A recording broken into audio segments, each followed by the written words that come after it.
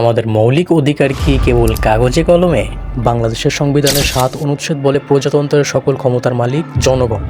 কিন্তু প্রশ্ন হলো, সেই ক্ষমতার মালিকরা কি আজ তাদের মৌলিক অধিকারগুলো ঠিকমতো পাচ্ছে, নাকি সংবিধানের পাতা আর বাস্তবের রাজপথের মধ্যে এক বিশাল দেওয়াল দাঁড়িয়ে আছে? সংবিধানের ১৫ অনুচ্ছেদ অনুযায়ী অন্ন, বস্ত্র, আশ্রয়, শিক্ষা ও চিকিৎসার মতো জীবন ধারণের মৌলিক উপকরণ নিশ্চিত করা রাষ্ট্রের মৌলিক দায়িত্ব।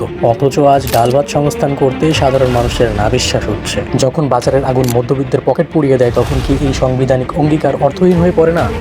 চিকিৎসার অধিকার আমাদের মৌলিক পাওনা, কিন্তু আজ কি বিনা চিকিৎসায় বা অর্থের অভাবে হাসপাতালের বারান্দায় মানুষের মৃত্যু থামানো গিয়েছে? আবাসন সমস্যা মেটানো রাষ্ট্রের লক্ষ্য হলেও হাজার হাজার মানুষ আজ মাথার উপর একটু স্থায়ী ছাদ খোঁজে। সংবিধানের প্রতিশ্রুতি আর নাগরিকের যন্ত্রণার এই দূরত্ব কেন কমছে না? সংবিধানের ৩৯ অনুচ্ছেদ আমাদের চিন্তা ও বিবেকের স্বাধীনতা এবং কথা বলার অধিকার দেয়, কিন্তু বাস্তব কি সত্যি এতটা উদার? সাধারণ মানুষ কি আজ নির্ভয়ে তার মনের কথা বলতে পারছে? জীবনের নিরাপত্তা পাওয়া যেখানে ৩২ অনুচ্ছেদ অঙ্গীকার, সেখানে বিচারহীনতা আর অনিরাপত্তা কেন আমাদের নিত্য শুনি? সংবিধান কোনো মৃত দলিল নয়, এটি জনগণের বেঁচে থাকার গ্যারান্টি। আমরা যদি আমাদের অঙ্গীকার সম্পর্কে সচেতন না হই, তবে এই বইয়ের পাতায় লেখা অঙ্গীকারগুলো ধুলো মাখা অবস্থায় পড়ে থাকে। আপনার কি মনে হয়, সংবিধানের কোন অধিকারটি আপনি সবচেয়ে বেশি বঞ্চিত হয়েছেন বলে মনে করেন?